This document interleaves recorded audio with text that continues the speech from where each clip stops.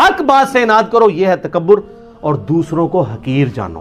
آپ مہنگے کپڑے ضرور پہنیں لیکن کسی کم درجے کے کپڑے پہننے والوں سے نفرت نہ کریں۔ اسی لیے دیکھیں آپ کو اسلام نے کتنا پابند کیا ہے۔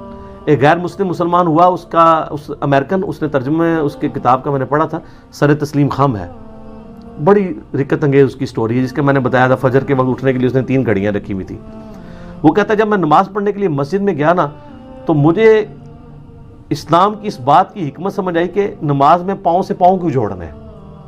وہ کہتا ہے میں چٹی چمڑی، میرے ساتھ ایک کالا حبشی آ کے کھڑا ہو گیا، میرے دل میں ایک چیز آئی، جب بندہ رکوع میں جاتا ہے کالے اور سفید پاؤں تو بندے کو تھوڑی سی نفرت گھن آتی ہے نا۔